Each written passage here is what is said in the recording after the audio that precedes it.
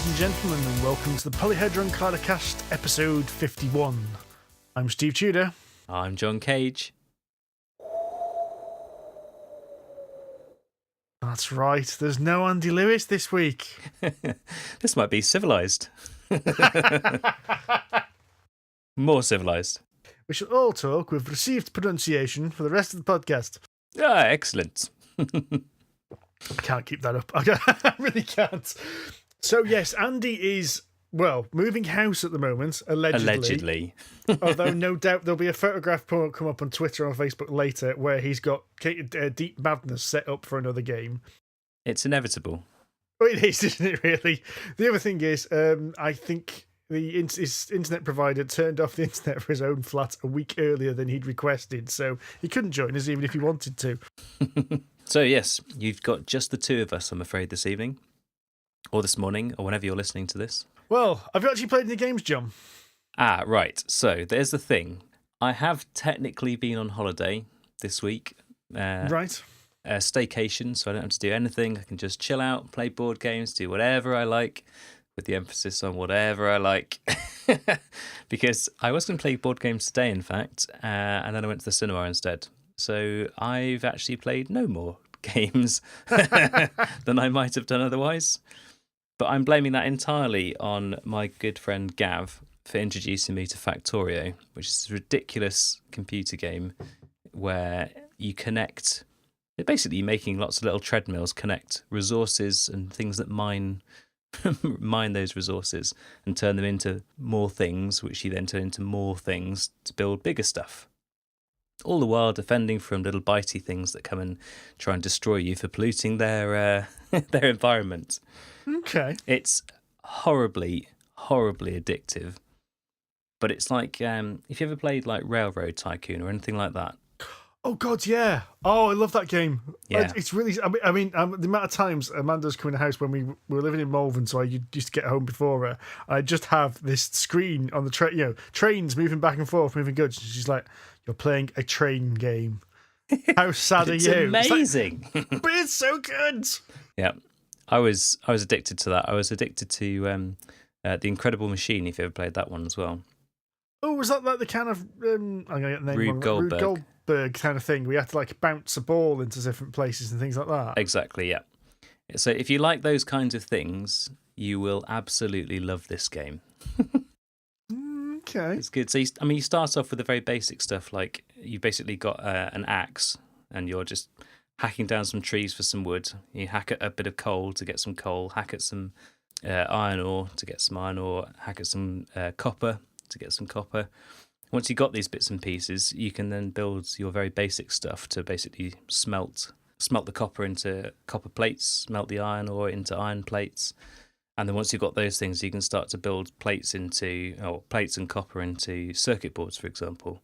And then you can combine those into automated arms that move things from one place to another, and conveyor belts and. Basically what you're saying is it's like a computer version of a Euro game. Yeah, and that's something that keeps occurring to me. Whenever I play this game, I'm sat there like waiting for some research to happen or plodding down some more conveyor belts, laying out some trains, and I'm thinking, you could definitely make some kind of dry Euro-ish game from this. I'm just not sure how well it would convert like the mechanism and things, whether it would just be boring. I mean, more boring than a standard dry Euro game. Oh, this is amazing. I could just say these things and no one criticises me. Do we have to have Andy back? well, let's see how the ratings for this episode go, and we can make it an executive decision after it. Oh, dear.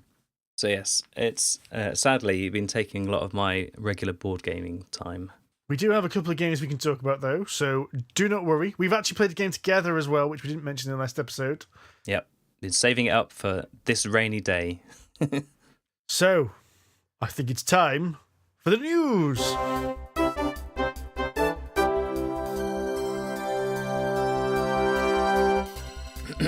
Yes, indeed. This week in board gaming news, we have a few bits and pieces, actually. Gen 7 is coming, and it's a very cheap game, I hear. Yes. A snip at a mere £90 from Played Hat Games. So we mentioned Gen 7 a few episodes back, and this is the next Crossroads game. So have you played Dead of Winter? No, I'm not sure I've played it, but I've listened to you guys talk about it so much that I feel like I've played it. Right, it's really weird because I think you'd absolutely love Dead of Winter. Probably. So Dead of Winter is it's called the Crossroads game, and what makes it a Crossroads game is every turn you draw a card, and there are certain conditions where this card only activates if these conditions are met. So it'd be like if particular NPCs are on the board, or if a certain person is in a particular place, and each one is like a choose your own adventure card. So it'll give you an option that says, do you want to do A or B? And one might give you food, or one might give you weapons or something. So Dead of Winter is you're trying to survive a zombie apocalypse. Mm-hmm. And they said, oh, this is a Crossroads game. And said, oh, yeah, there's going to be more Crossroads games coming after. And I think Dead of Winter was like 3 or 4 years ago now. And it's like we've been eager anticipation. So this is the next Crossroads game. And what it is it is a... I'm trying to think of the name of the ship that's in the Expanse, which doesn't actually launch because of what happens in the story. But it's a ship which is going between... The Ark, wasn't it? Yeah, the Ark, yeah. So it's a ship that's going to go between stars, and it's going to have several different generations on the ship running the ship. And it's you're going to play the people on that ship and the things that happen. So I think you've got to like maintain life support, maintain the engines, whereas at the same time, like somebody somewhere is being a dick and screwing around things. Hi. I think one of the reasons why this game is so expensive is they've really amped up the kind of Crossroads aspect of it. There's like a whole book worth of options and questions and things like that can happen. Nice. Although it is a bit weird when Dead of Winter was about £30 or £40, and this is going to have an RRP of £90. Okay. So I've got to admit, it's taken the game from I'm going to get this when it comes out to yeah, I might have to wait and see what the reviews are like. 90 quid is... I have paid that sort of money for a game before, but only once I've played it and I'm certain that I'm absolutely going to love it. 90 quid's a lot. It is, but it's starting to become a little bit standard, unfortunately. That's okay as long as the games justify it in my book. Yeah. I mean, like, I'm going to use this as a weird example, but Gloomhaven was about 130 quid. Now, really, you could only buy that via Kickstarter. But I think that game's a game you feel like you had £130 worth of content in that box. Yeah, yeah. I think my my sort of level for the amount of money I'm willing to spend on these things has been skewed a little bit recently because Factorio cost me 20 quid, and in 2 weeks I spent 51 hours playing it. It's like a second job, basically. The weird thing is, it's interesting you say that because the way I buy, I mean, we're both video gamers, but the way I buy video games has always been I wait for the games. I wait like 2 or 3 years to get a game. So I wait until I know which are the kind of the best games that have come out and until they're under 20 quid. Yeah, okay. So it generally means that what I do is I was looking today, I was looking like what are the best games that came out in 2016. Yeah, I've played that. Oh, I haven't played that one. Right, let's put that on my Steam wish list, see how much that's for. It's funny because I apply different logic. I think maybe because computer games I can just pick up and play straight away on my own, whereas board games I need someone else to play with. And so there's a good chance that at least you, or probably Andy as well, will have acquired these games, so I can double check whether they're right before I commit my own money. It's going to be interesting. I don't think if games are continuing at this price, and I know someone's going to say, well, you guys do a podcast, so you get sent loads of free games. We still pay for we get some review copies in, but we're generally paying for about 95% of the games we play. Yeah. And I don't think I'm going to be able to afford to buy as many as I once did, if that's the kind of price range. It's a good job you've got an Andy then, isn't it? He did it this week. I can't remember what it was he backed this week, but my Kickstarter dobbed him in. It the just alert came up beacon sounded. The alert said that Andy Lewis has backed such and such a game. It's like, oh, well done, Andy. I don't have to back that now. At least one of us has got it. Tick. Indeed. Speaking of losing money, Kickstarters and losing money. Yeah, CMON's been in the news quite a bit this last week or so. It's interesting. I didn't realise that CMON were a public limited company. They're on the stock market. No, I hadn't realised that either. They have announced a loss of $4 million. Yeah. And said that their revenues are basically down across the board, and they're official line is this is because several of the Kickstarters didn't do as well as they expected. That's one. Song of Ice and Fire miniatures game was said as one. And the other one was apparently they're spending a lot of money at conventions. Now, I'm assuming this means like the really big ones like S and Gen Con and Origins and what have you. But they are apparently spending a lot of money on their convention's floor space and what they have in that convention. So there was a couple of other bits as well, because I looked at that and I thought $4 million, that is a lot to spend on floor space. I mean, I know conventions can be expensive, but really? And then you look a bit further and it's like, and there's a load of other bits and pieces like fixed costs. So they've got to pay a few people's salaries. Maybe some of the CMON guys have got pretty nice lifestyles. I don't know. Who knows how much of that is Eric Lang's payslip? But also there's a little tagline at the bottom saying that they were trying to change from one of the exchanges that they're trading on to another one. And I think that could justify a significant chunk of money. Okay. That makes sense because that can... If you're trading in one currency and then it ended up that you're actually trading in it, you want the money in another currency, it can make a massive difference, can't it? Yeah, something along those lines. That to me stuck out, although it was like the last little tiny line in the collective news from them. That sort of stuck out, like that could make several $1 million difference, I would think. I was thinking about this actually. Although I own several CMON games, I've only ever backed one CMON Kickstarter. Which was that? Rising Sun. Which I've played once. Yeah, I've played it once with you. Yes. And it was good. That has nothing to do with the fact that I won. I do want to play that again, but what I'm interested in as well is, and this will be, what's they say? Fool me once, shame on you.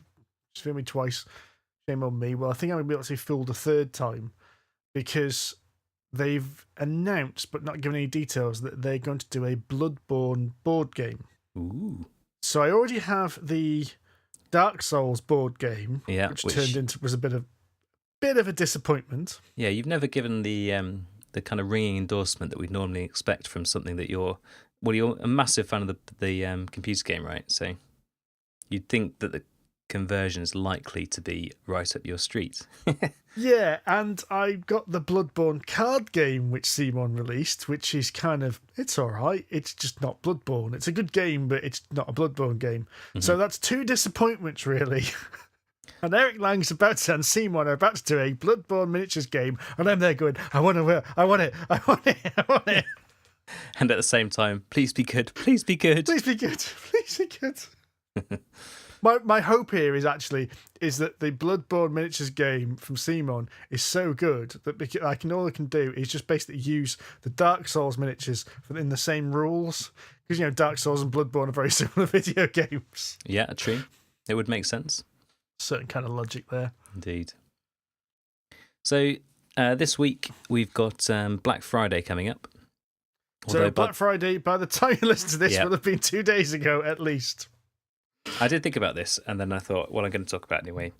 So we've been doing a lot of D&D recently, and we talked about an ogre and his birthday cake last week, which was the kind of kids version of getting kids into D&D. And I've been thinking about trying to DM a game, possibly. We've got Dragons Conquer America coming up when it's eventually released. And I was thinking about how I have this dilemma between liking displaying maps and showing some context when people are like wandering around a dungeon, that sort of thing, and how you reveal that stuff smoothly. And coincidentally then perusing the Black Friday deals, and it popped up, because this always pops up on my list of stuff that I might be interested in Amazon, of projectors. Not that I have a small addiction to improving the cinema, our lounge. But it got me thinking about, like, how cheap could you get like a 1080p projector for the purpose of mounting it above your dining room table, projecting down and showing real-time digital maps? And the answer is between about 50 and 150 quid, depending on how carefully you read the specs on the projectors. Because quite a lot of them say they're 1080p projectors, and then you look a bit further down, it says their native resolution is actually like 800 by 400 or something. Okay. But I think it would be really cool. Like, if you're going to do like revealed maps, having seen, no offense, Andy, but some of the maps that he's drawn, or he'll describe it, and then we'll draw a map, and he'll go, no, that's nothing like that. I tell you what, I'll just draw it, and he draws about half and goes, of course, it's not to scale.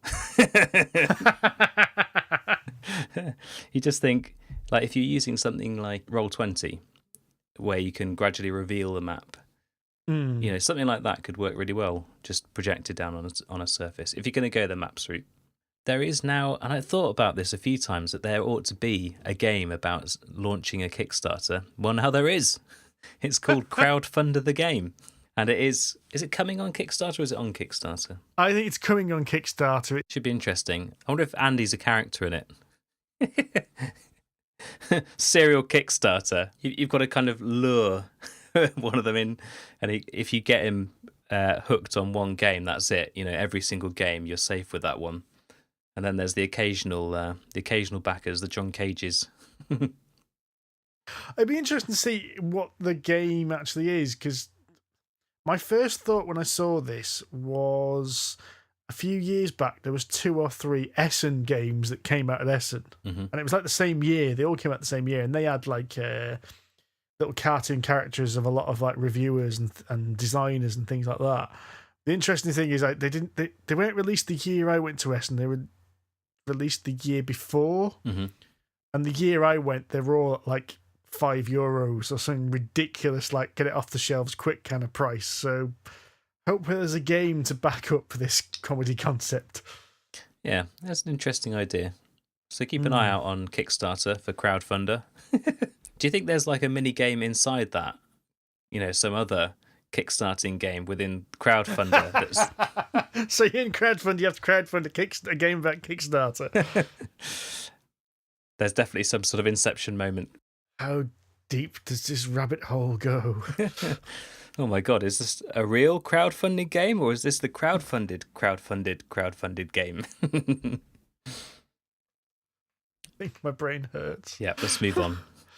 So Keyforge is released. And already, predictably, they've had trouble with their unique name generator, generating some very naughty or suggested naughty names. Some of them are absolutely brilliant. Have you seen some of these? I had a quick flick through some of them, yeah. There was something about headmasters and boys or something which sounded a bit, oh dear. The one I've seen, which is probably the most famous one, is The Emperor That Pays for Boys. That's it. It's not good. Something about blunt penises. Wang, the suddenly bruised. There you go. Suddenly bruised Wang for you there. There was one like the farmer of racism was another one as well. That's like the first one that became controversial. I can't remember them now. Yeah, there's a few out there and quite entertaining. I must admit, I am getting very tempted to grab the base set, just if nothing else, just out of curiosity. I'd quite like to play a couple with you. Titan Flayer, the farmer of racism there is you the go. one. Oh, see, now I've played this and I really enjoyed it. I thought it was a really strong but simple game. And I would actually argue that you don't necessarily need the starter set. The advantage of the starter set is it teaches the rules and it gives you some of the tokens because you're supposed to be collecting these amber. Amber.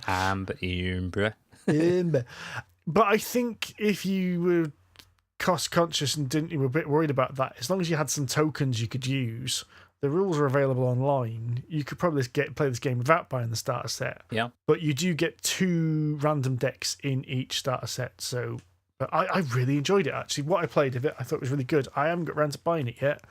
It's on my to-purchase list if I pop into somewhere that has it in stock kind of thing. Because I think if I go past somewhere, I'm going to buy a couple of decks kind of thing.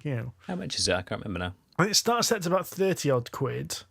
And the individual decks are around about £10. I've seen some places sign them for as cheap as £8. But £10 seems to be the kind of average rate. Yeah. Which is about the going rate for like the pre-made Magic decks are roughly around that price as well. It's funny because when you say Magic, my skin crawls slightly, and yet Keyforge has got me intrigued. I've got no scruples, really. For the simple reason, you buy a Keyforge deck and that's the deck. It's pre-made. You get a Magic deck and you'll even buy the pre-made starter deck, and you're instantly encouraged to tweak it, because even that starter deck comes with a random booster pack inside for you to give that that little taste, of what could be in there. Just rub this on my gums. This is good stuff. Maybe I'll just buy one more. ... One more. And as we've discussed, I don't have an addictive personality at all. And so... Hey, John, are you playing Factorio right now? No, because I'm still able to talk to you. Kaz has pretty much banned me from playing it. I'll just... you're obviously tired. You go to bed. I'll just play it for an hour. This is about 10 or 11 o'clock at night, and then at 3 o'clock in the morning she'll come past like, aren't you tired? Why, what's that? Oh my god. You got matchsticks holding your eyes open and a giant mug of coffee.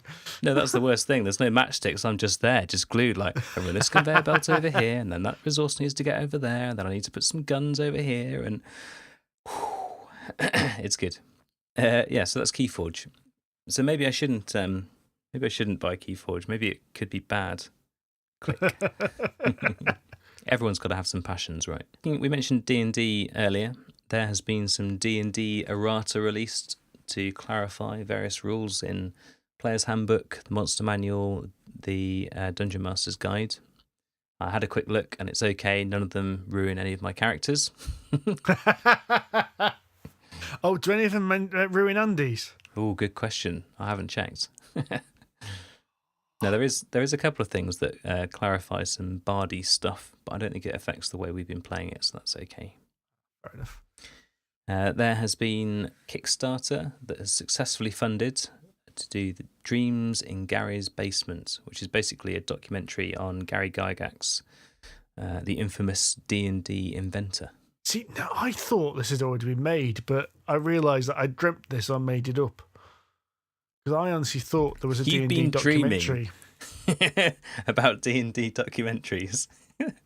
Well, I must have made it up because I swore this already existed, but obviously not. So, So also in D&D news, there is some Unearthed Arcana, which introduces some new rules for sailing in ships, which is perfect if you've, I don't know, just opened a portal from, say, some lower plane where there's a great big demon that wants to send some nasties through, and rather than doing something about it, sealing it back up or anything like that, you've just run away. Because none of the players in the campaigns that you run would do that, right? You can't ask questions like that. He's not here to defend his stupid decisions.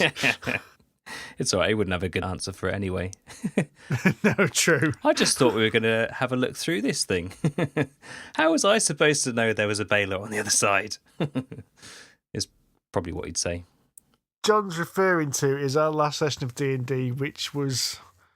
I think I'm still reeling from it myself. It was difficult to listen to. It was quite difficult to DM as well, because we actually had some PvP combat in it, which kind of happened organically within the game as well. And it felt a bit weird, and I wasn't quite sure.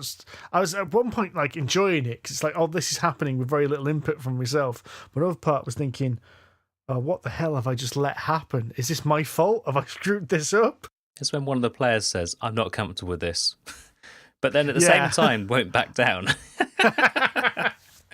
Made me chuckle. Yes. So basically, my D&D campaign with Andy's group is now so far off-piste, it's practically on the Italian coast. You can't even see the piste from here. You've just been like skiing over rocks for about 3 or 4 miles. There's no snow anymore. Yeah, that's it. It's just roads. On the plus side, it does make our group look a lot more organised. Right, that's it for the news. I think it's time to discuss with games. Some games we've actually been playing rather than this speculative fiction that is games we are looking forward to. Indeed. What have you been playing recently, Steve? Right, so I must admit, since we last recorded, I've been playing Arkham Horror 3rd Edition. A lot. I thought since we've discussed that in the last episode, I didn't think I'd bore the listeners with it. I must admit, I've played some different scenarios now, and I do think the introductory scenario is actually one of the more difficult ones. Okay. Well, it's good to set the tone. Yeah.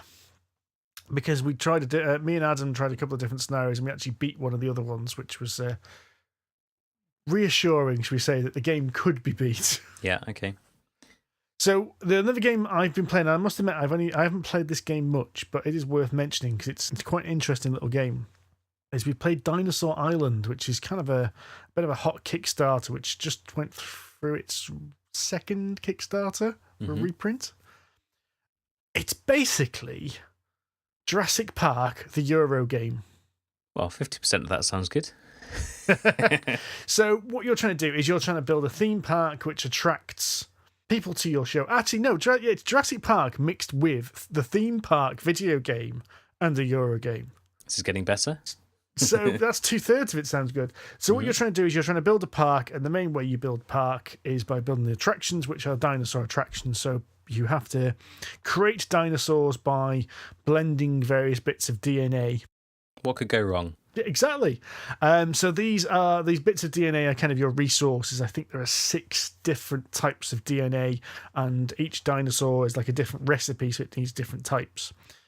Well, you've got a little board in front of you, which is your little park, and you can fill it with these dinosaur paddocks, but you can also put things like fast food restaurants and gift shops and things like that in.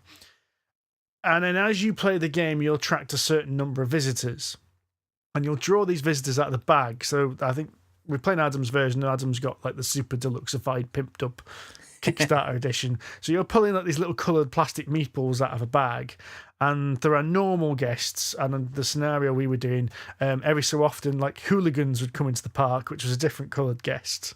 Aren't they purple or something? Yeah, the purple hooligans. So as the hooligans come in, they don't pay for anything, and they trash things in your park as well. But you can't do anything about hooligans. It's just pot luck what you draw out of this bag. And you've got to balance the kind of excitement level and the danger level in your park as well.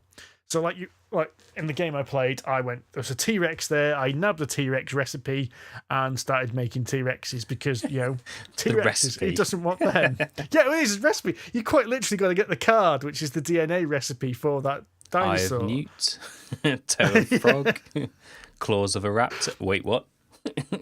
But as you play the game, your excitement level determines how many customers come to your park, but it also determines the security level you need to make sure the dinosaurs don't run amok. How many people died, Steve?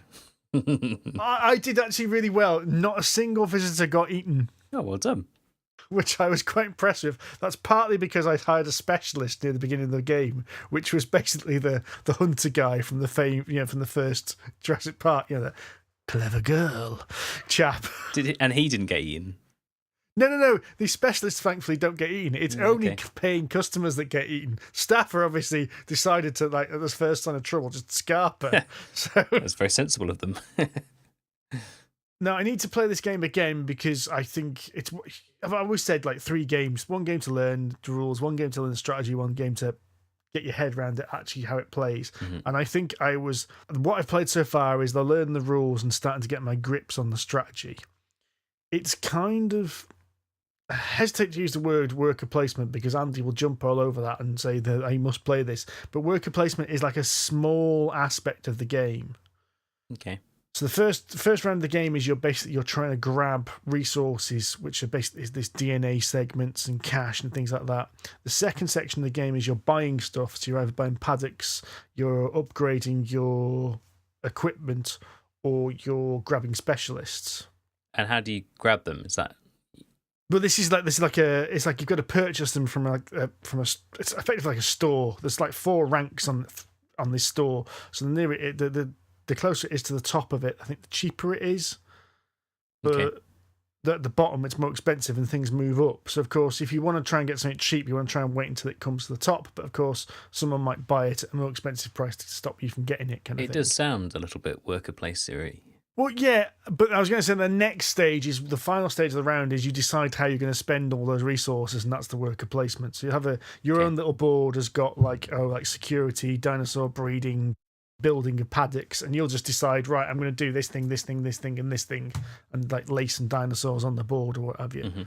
And when I say dinosaurs, you do get little pink plastic meeples of all the different dinosaurs as well, so you can add them into the paddock.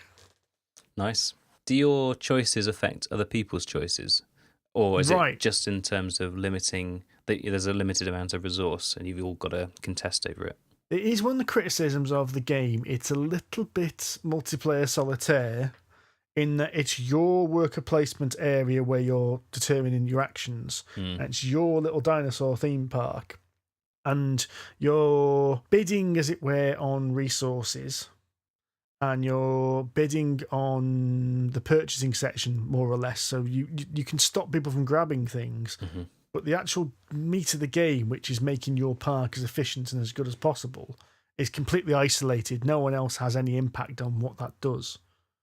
Well, this sounds like exactly the sort of game that Andy will love. And for that reason, that you can't more directly interact with people, it's a bit of a turn off for me. Yeah, and I know a few people that have said they don't like this game exactly for that reason, that you're almost blinkered and shrouded and kind of going, right, well, this is my work, and all of a sudden, what you're looking at is, oh, I want to grab that upgrade before my opponent does, so I'll pay some more money for it, kind of thing. I must admit, I said I enjoyed it, but I want to play this a bit more before I really form an opinion about it, because it feels like it's doing a lot of really cool things, but I'm wondering whether it's just going through the motions, if that makes sense. Yeah. If this game was about making a zoo, would it be as interesting? Or like a barren park. Which I quite like, actually, as it happens. Yes. Yeah, I like barren park, actually. But it's just that how much of this game is the theme making it cool over the gameplay mechanics, if that makes sense. Yeah. It's funny, actually, because barren park, that one... you aren't really affecting other people's boards other than you're squabbling over the same resources. So maybe I would like this game more than I state. I said it's a beautiful looking game, especially once you start putting all little dinosaur meeples out. It's got this like really kind of neon 80s look to it as well, because all the dinosaur meeples are bright pink. I mean, bright pink, like eye-wateringly bright. I've seen some pictures and you're right. Yeah, you're not going to miss those even in the dark. No. Glow-in-the-dark raptors, that's what you need. Well, at least you'd have more of a chance against those ones. Yes, true. Fractionally more. So how much does Dinosaur Island set you back? So, according to board game prices, it currently is £150 because that's on Amazon. Yeah, there's only one there, I should add. I think that might be because it's not in stock at the moment and they're waiting stock. Dinosaur Island is supposed to be RRP of £70. £70, so most places are selling it online for about £55. However, no one has any stock at the moment. So whether they're waiting for another print run or whether it's going to need another Kickstarter, I don't know. This might be another one to add on my many hundreds of Chaos Cards email alerts for games that I'm interested in, that by the time they arrive, I'll have second thoughts about. Maybe that's the way to do it. Maybe that's my thinking about the video games earlier. That's what I do with the notify me button on Kickstarter, actually. I don't ever back anything straight away. Yeah, same. I just click the remind me button, and every so often I just go back, what am I starred? What am I looking at? Yeah, I got a reminder yesterday, about Azul stained glass coming back into stock, and I was like, brilliant, I'll order this. So I sent a message to people saying, anyone else want anything from Chaos Cards, because I'm going to put in an order for this, thinking I was very excited about it. And then I thought, you know what, I'll just watch another playthrough video and just remind myself what it's about. And I ended up watching 2 or 3 from various different places, and they all said pretty much the same thing, which is it's a fun game, but it's not at all different really to the original Azul game, and in some ways it's simpler. Ooh. So it's sort of, they've streamlined some of the mechanics, and as a result the kind of opportunities for dickery, let's say, are fewer. And so when I thought, like, well, I've already got Azul and I love it, I'm actually much less tempted to buy this now, to the extent where I think I'll just wait for Steve to buy it. Oh no, I've given the game away. See, now you've said that and said it's not as dick movery as Azul. I don't think I'm interested. Yeah. Ooh. Because I do like Azul. Yeah, I don't think, have we actually talked about this on the podcast? Surely we have. Surely. Must have done. If only there was a way to look it up. Nah, there's nothing Not there, listening obviously. to 50 episodes to check. If any avid listeners can tell us what we've talked about in the past. We played some other games we played one specific game, both of us together. Yes. And it was good. And that It was. Ravage, Dungeons of Plunder. Yes, so this is the orc-based dungeon crawler. Orcs. And we got this early this year, didn't we? And it's actually it's been sitting on my shelf of shame for the last 6 months. Just kind of, I think I punched it and then kind of put it all back in the shelf, and then I haven't touched it for about 3 or 4 months, unfortunately. But I actually really like this game. Yeah. It's simple, but it's really quite fun. Yeah, I think that's if you want the synopsis, that's it. That's our short review. It's not very complicated, but it's a lot of fun. So it's a game for 1 to 5 players, and you can play it solo, co-op, or competitive, which not many games I think can claim all of those titles. So we were playing it cooperatively, and there was 3 of us doing so. And I think even Gav, who's relatively new to those kind of to board games in the sense of, like, there's the Monopoly level you played as kids, and then there's, simpler games, and then somewhere in the distance up there at the top there's Euros, Andy's favourite stuff in terms of complexity. So Gav, I would say, is now edging towards the entry level kind of games area, having played Monolith Arena and this game, and suddenly thought, oh, there's a brave new world of board games out there. Excellent. Yeah, another one joins the club. But even he got the hang of it quite quickly, I think. So you each play as an orc shaman, and each shaman's a bit different. So you each have some different powers that you can choose from, but there are more powers than you can have. So you've got to make some decisions about the combination of abilities that you want. And some of them will make you more fighty, some of them will give you options to upgrade various bits and pieces. So you've got to pick what combination of fighty stuff versus useful stuff you might need. So to get going in the game, you're then turning over tiles, and they become the dungeon. And every time you turn over a tile, you delve. Was it explore and then delve? I can't remember the terminology now. I can't remember the terminology now, but it was basically you draw.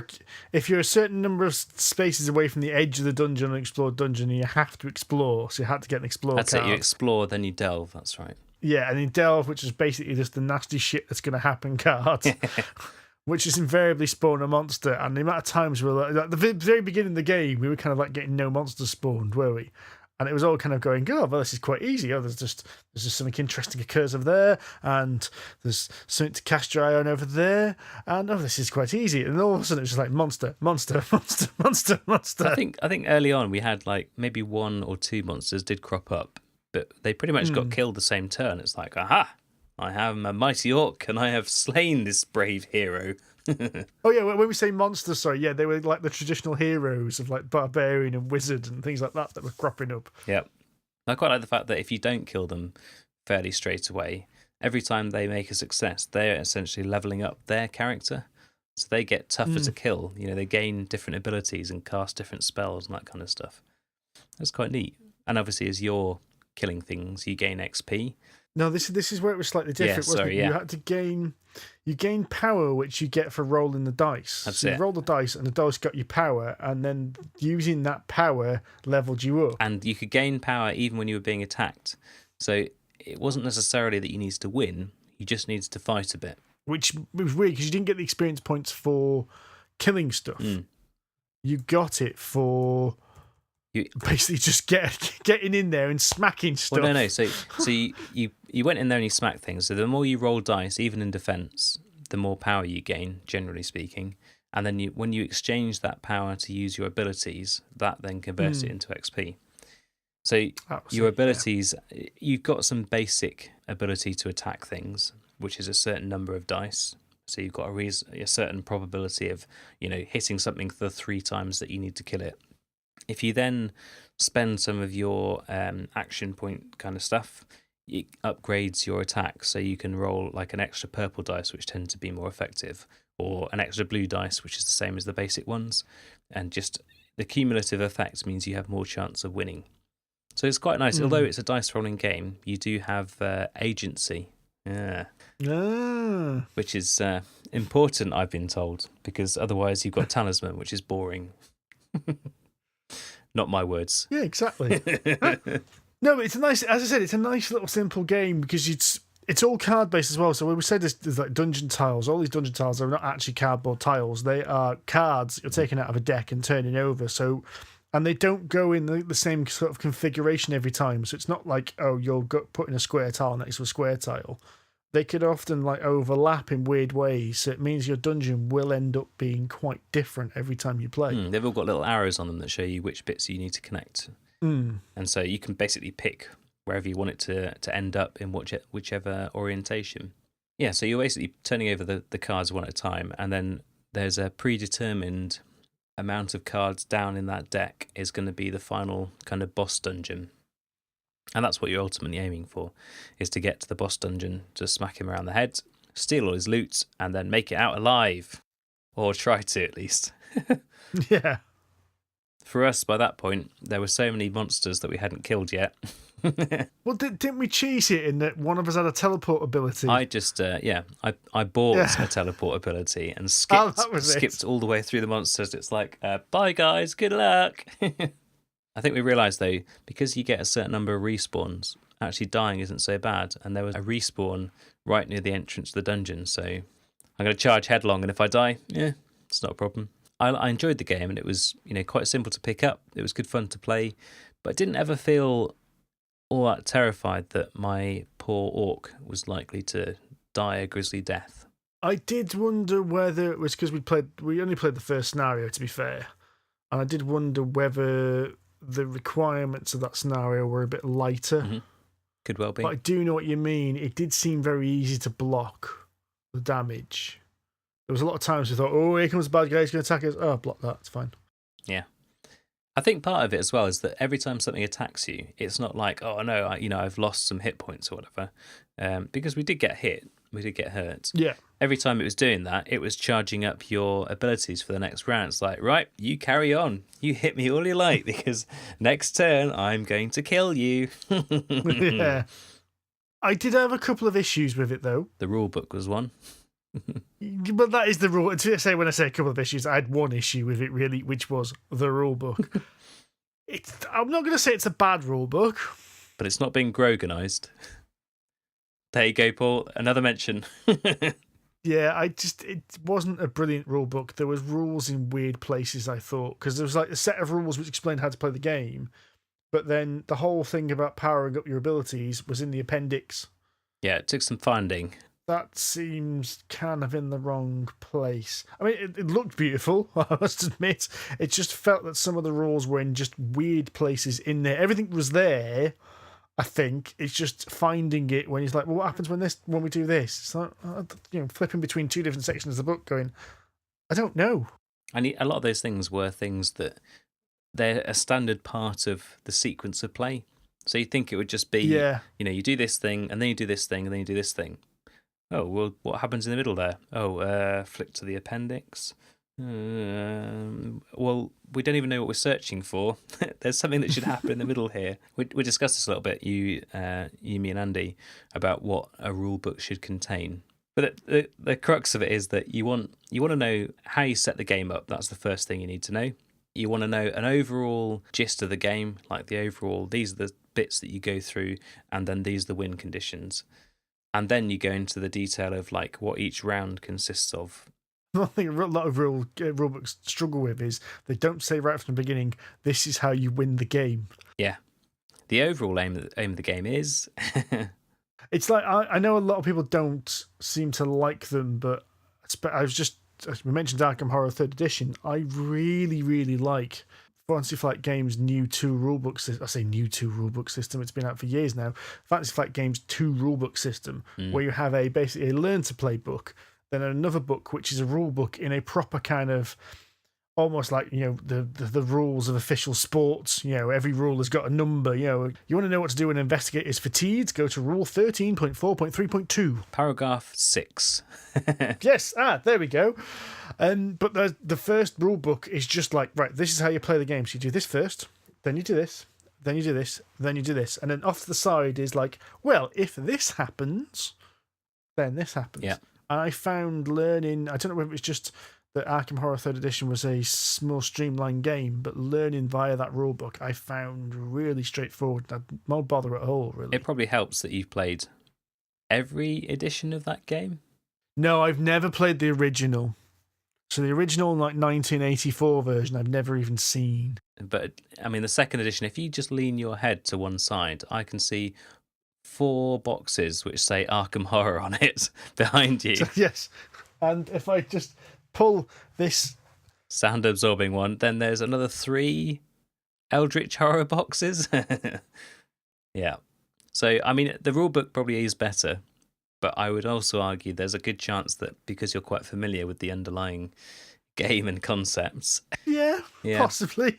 The other thing I'd say that's crucial for a rulebook is that it's got an index where you can look stuff up.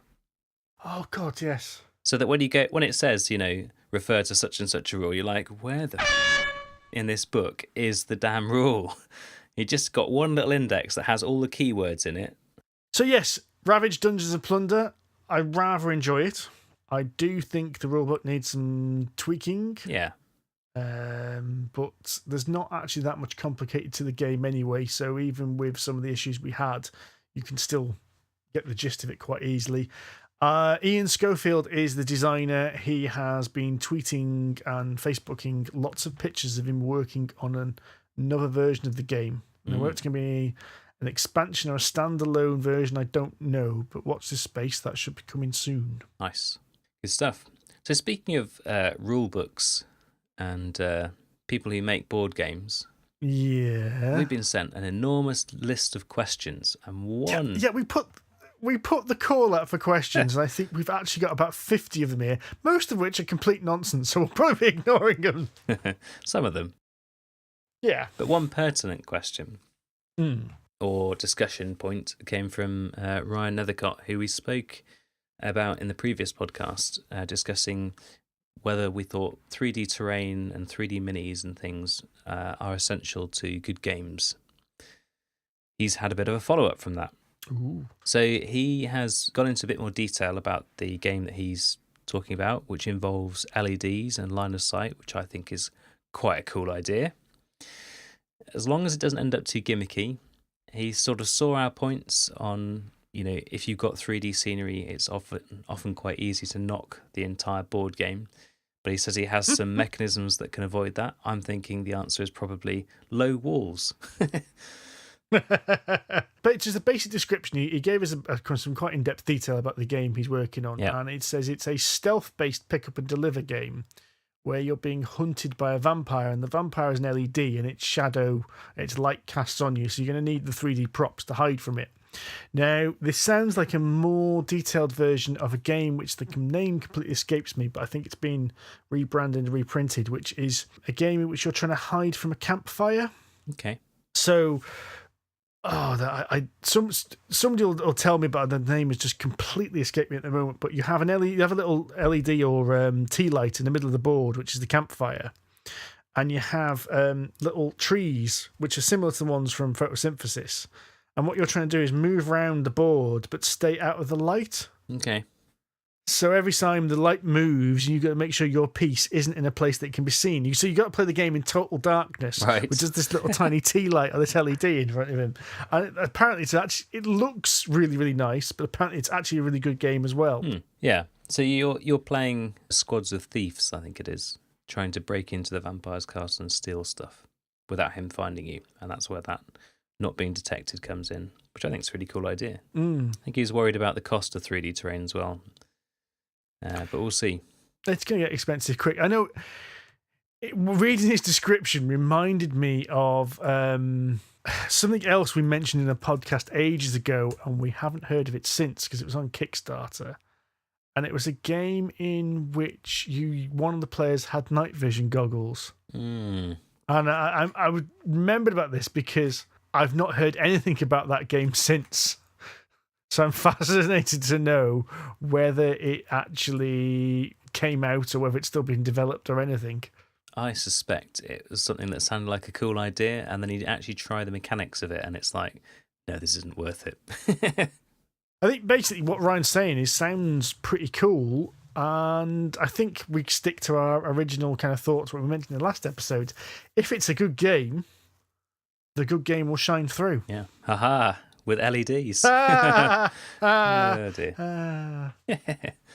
Speaking of someone who used to make LED-based products, I could see how you could make it work. Like if you just had the base of the vampire lighting up, shining the light, maybe in like a 90-degree arc so you could see where it was facing, and you've got enough, pillars and other bits and pieces. I could see how creeping around and it moving maybe semi-randomly or something like that could be a lot of fun. So keep up the good work, don't screw it up, and we'll look forward to the results. So, Redwell Games asked, with Keyforge and Discover Lands Unknown just out, will unique games be the next big thing to be emulated in future games, like legacy games have been in recent years? I think there's been quite a lot of excitement for it. So it's interesting, actually, because the two unique games he's mentioned, Keyforge and Discover, I'm getting a lot of good vibes about Keyforge. I'm not hearing much buzz about Discover. And Discover's been out a few weeks now, and I think the buzz for that seems to have just dropped off. I think it's probably due to the fact that Chris from the Secret Cabal cannot get his head around it. In that he thinks, from his discussions on the Secret Cabal, that there was quite a lot of it's quite a lot of money for a game, and if you buy it, what if like the other guys have got the good version of this game? Like you're rolling the dice, so to speak, to find out whether or not you found something, whether you found the gem or whether you've not. And I don't think I agree with him to some extent, but also I am less risk averse. And I would totally roll the dice to find out whether or not my version of the game was better than Andy's, especially if it was better than Andy's. I'd still have to be in a position where all three of us buy this game and we have a look to see just how different our three versions of the game are. Yeah, I think that was exactly the same point Jamie made as well. And I agree. I would definitely do that. However, I'm not, as I said, the actual reviews of this game are not very strong, whereas Keyforge seems to be a really strong game to begin with. And it's interesting to see, is the Discover an excuse to use this technology with a poor game behind it, whereas Keyforge is the really good good game behind backing it up. It's worth noting, you mentioned will other publishers do this thing? If you've been following what Fantasy Flight Games do, you can see the progression in their technology which has led to this. Because they used to do a system called Print on Demand, and I think they still do. So there'll be several expansions, like there are several standalone decks for the Arkham Horror card game, and the two expansions that I've got for the Game of Thrones board game were what they called Print on Demand. So what they did is they never kept any stock of these items. What they did is you had to order them direct from Fantasy Flight Games, and they would print them, quite literally, on demand to fulfill that stock. So, of course, they were a little bit more expensive than if they were being printed conventionally, but it meant that what they could do is they could just churn out what they needed to churn out at the time.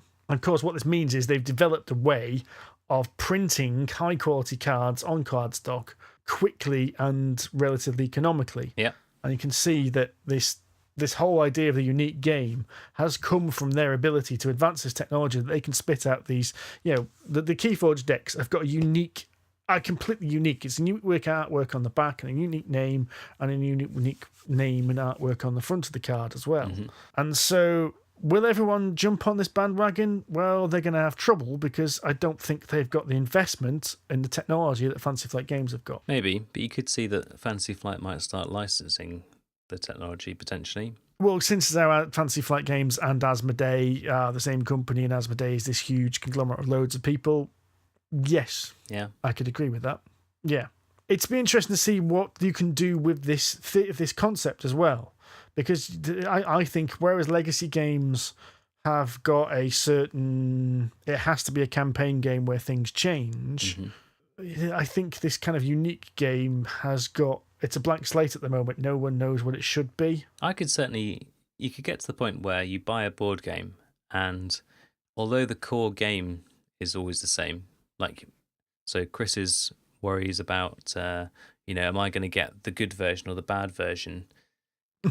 If that was allayed by the fact that you always got the same basic rules, the same, options and all that sort of stuff, but the artwork is different, the names are different, so you get your own little piece of, this is my version, but the actual game plays the same. Well, I think I can't see them doing that. I think what they're doing is what seems to be what FFG are doing is they want the actual contents of the game to be different. Keyforge is different cards in every deck.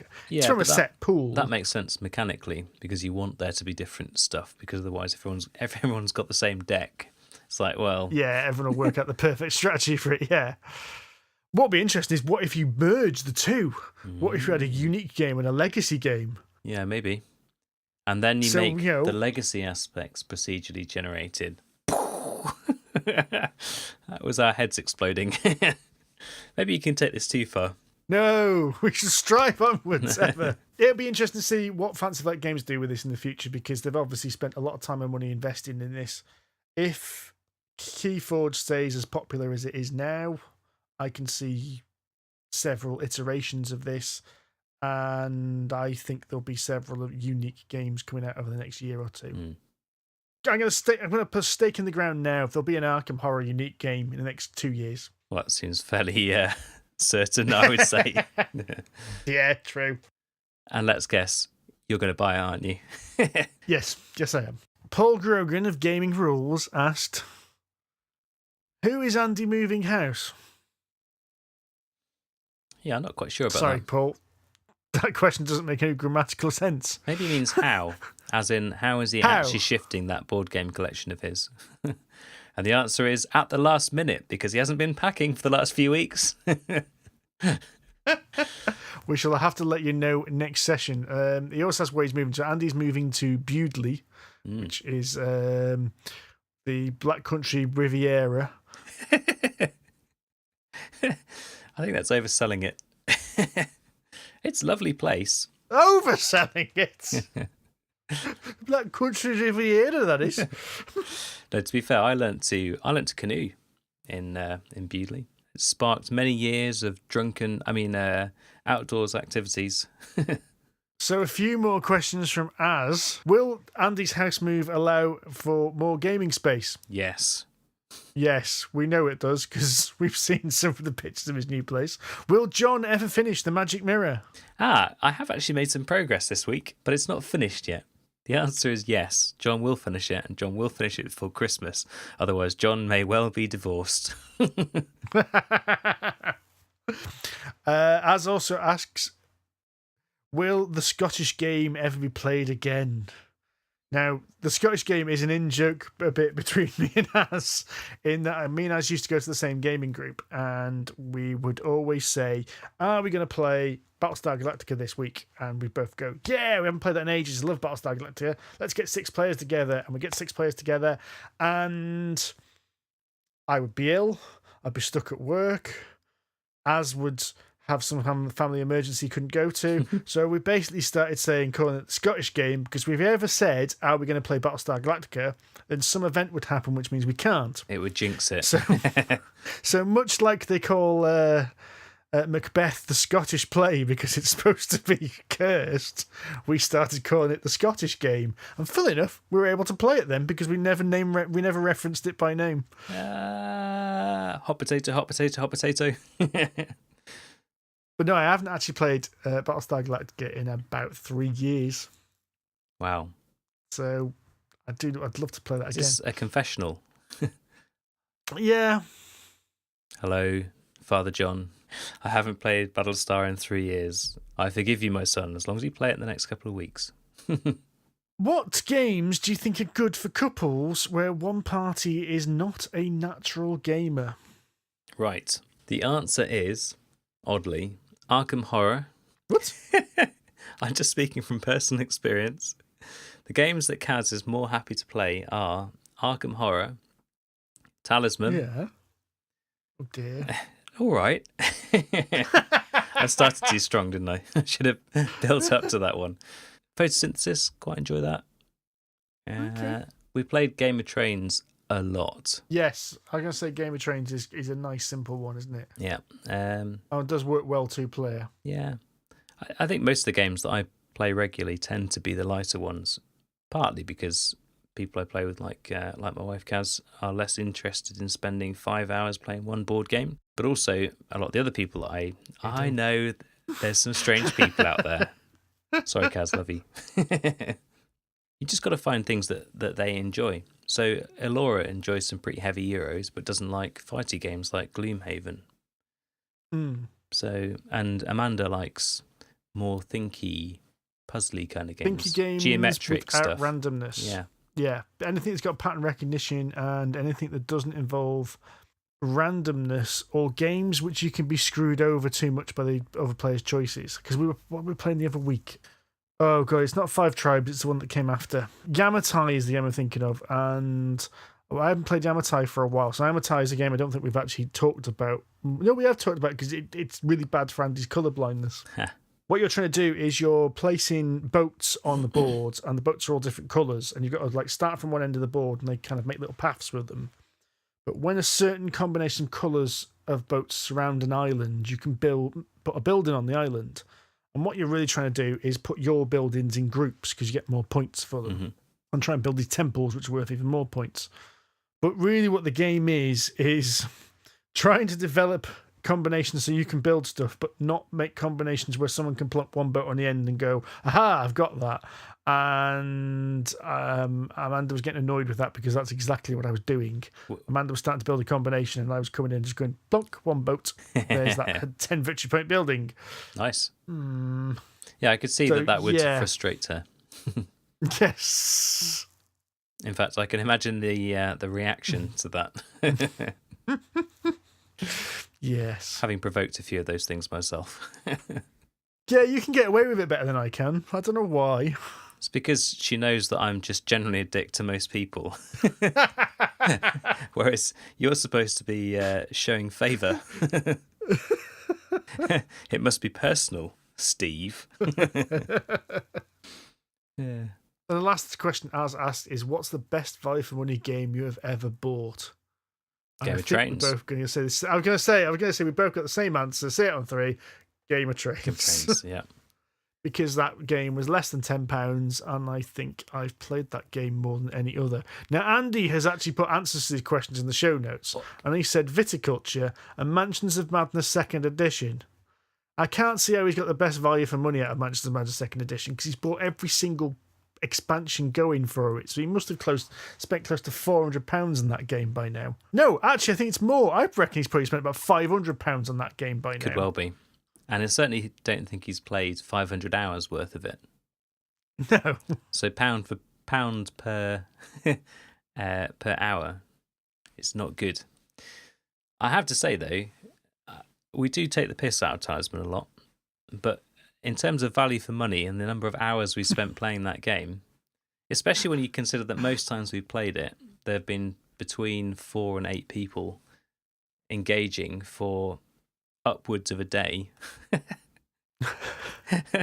I think what you're confusing here, John, is playing a game and having a conversation where we just happen to have a game in front of us. Look, you're not thinking about this right. I thought I'd found a positive there. Yeah, and it doesn't count being a value for money game when the game takes 6 hours longer than it should. It's still not quality time. Yes. Is what you're getting at. Mark Cook has asked loads of questions as well. Where is Andy really? Andy seems to think he's transcended into an ethereal state and is now a ghostly overlord. I, for one, don't accept that. I'm fairly certain he's playing Deep Madness on a carpetless floor in his new house. While Alora moves loads of boxes and decorates. That's my theory. Yeah, I think that as well. When are we going to have that devilishly handsome organiser of aircon on the podcast? Well, as soon as we find a devilishly handsome organiser of aircon, I suppose. We're not going this year, are we? It's all right, we've booked the tickets. He can't say no now. True, yes. I was going to say you can come on as long as we all get to meet Kim Joy. Yes, good call. She's in for a surprise. Depends how much he warns her. Honestly, I'll buy you some drinks. You can 5 seconds in and out, just appease them, and then that's it, and we can all go back to normal life. Yeah, I know they're weird. Why do banks charge you for insufficient funds when they know you don't have the money? Because they can make more money out of you, you idiots. And because they're... What will happen to your game collection when you die? Right, this is an important point. Did you ever used to watch the British sitcom Coupling? Yes. Right. So, I've seen a leg. Yeah. So, and this does involve Jeff, funnily enough, because Jeff and what's the main guy's name? Anyway, Jeff and the main guy in Coupling have are porn buddies in inverted quotes. And the girlfriend of one of them at the time was like, I'm sorry, what? Porn buddies, you know. When I die, sad though I'll be, I'll race round to... God, what's his name? Steve. Let's call him Steve. I think it is Steve. To Steve's house, and I will rescue all of his porn from under his bed so that no one ever needs to find it. And, on the one hand, I'll be very upset because my best friend will have died. And on the other hand, I'll have all this free porn. So, silver lining. Oh my God, I love that program. So I think that we should all organise for board game buddies. Race round to the other people's house when they die to basically collect all the embarrassing board games that they wouldn't like to admit. On the proviso that when the eventual will comes round, they then get all the good ones. Yeah, okay. See, I always thought, have you seen that meme? My biggest fear is that if I die, my wife sells my board game collection for the price I said I paid for it. I mean, I don't think we're that dishonest. And our wives are far too wily. What do you think is the smallest number of games you could own would still be sufficient for you to not get bored? Well, there's the 52 theory, isn't there? The 52 theory. One a week. 52 games, it's one game a week, isn't it? You're suggesting that we're not already bored with all the board games that we've got. Yeah, we are both we are all board game addicts and are like little magpies and not be able to concentrate on one game and the other. Oh, look at that shiny one over there. Oh, look at that shiny one over there. I think I'm possibly less guilty than that. Sorry. I haven't counted recently, but I think my board game collection is in about the 40 to 50 board games range. And those have been quite carefully cultivated by looking at your games, playing your games, and then deciding which ones I'm likely to want to play without you guys. So I think the answer is probably about 20 or 30. Okay. Maybe even lower in terms of the number that I regularly play. I need to go through my board game collection at some point and kind of categorize them and work out where I've got kind of duplicates, because probably at around about 250 games at the moment. And it does need tweaking and making some room. But it's like, how many games have I got which are basically the same game with a different skin? Arkham Horror doesn't count. We're discouraging that. There are one. caveats. But it's like, I'd have to try and to work out how many games you need. I'd have to work out kind of what are the basic groups, which are the negotiation games, the bidding games, 2-player games, 3-player games, 4-player games, 5-player games, that kind of thing. Mm-hmm. And my gut says for me, I could probably realistically get rid of about half my collection and still have plenty of games to play. Mm-hmm. So my finger in the air wants to say 100, which is still a lot of games when you say it out loud like that. But that's only because I know I've got about 250 at the moment, and there's definitely games in there not being seen and played because of that. So the fact that you mentioned culling your collection, I think that's an important point. I think if you've got like a rolling window of games that I enjoy playing, there's always going to be some that end up at the back of that window that they are just classics and they will always be fun. Things like Talisman, Neuroshima Hex. There are games that are now relatively old, but they're just fun. And you still get them out now and again to play. Yeah, it's like we will always play Ticket to Ride. We'll never get rid of Carcassonne because we consider them kind of classics. Yeah, and they're still entertaining, especially when you got people who maybe haven't played as many new games. Sometimes when you want to explain something, you don't want to be explaining a game that you're relatively new to. even though you're excited to play it. You're exhausted. It's been a long week. You just need something that you can explain the rules in 5 minutes. Suro, here we go. Right. I think the rolling window amount, that amount of games is probably smaller than the amount that you would necessarily need to not get bored. As long as you've got a rolling window and people keep bringing out new board games, no pressure, board game designers, then you're good. Craig Morley asks, all these questions are for Andy. So I said that Andy's not going to be on the show, and all the bloody questions have been for Andy. So Craig Morley asks, if in the process of moving a freak act of God occurred and the boxes containing all of Andy's games were struck by lightning and ignited in flames, which ones would he miss and which 5 games would he replace? Well, Andy has answered that in the notes, but I'm going to extend it and say it to both of us as well. So everything gets burnt to cinders. What would you miss, and which 5 games would you replace first? Now, Andy's question. Andy has answered this in the notes for us. So he would miss Tuscany. He would miss Battlestar Galactica and all the expansions, Eclipse, Empire's Age of Discovery, and Fury of Dracula. He says because all these versions of the games he's got are out of print. I'm not sure he'd miss them. He'd just be upset that he couldn't get them. Yeah. Yeah, that's still missing, though. I suppose. Because they're out of print. I mean, Fury of Dracula is about to get reprinted. I didn't think that with the possible exception of BSG, I didn't think he played some of those other ones so regularly. He's probably played Tuscany a lot. I think he's played Tuscany and Viticulture a hell of a lot. But he said Tuscany is the non-essential edition, because I don't think that's available now. It's been merged into other versions.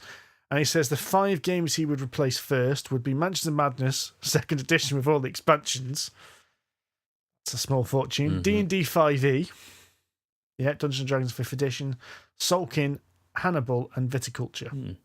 So, what would you miss, John, if your collection got burnt to cinders? I think you know the answer to that. Talisman. I think we know the answer to that. Talisman, just about all of the expansions. I haven't actually got all of them, I have to say. There were a couple that it went out of print shortly before I was acquiring the last couple. And I was like, I'm not paying 200 quid for an expansion. I've already got too many expansions, to be perfectly honest. If you try and play with all of them, it does ruin it more than the game is already ruined. People would argue, I'm sure. I mean, most of them, I think I'd miss Suro.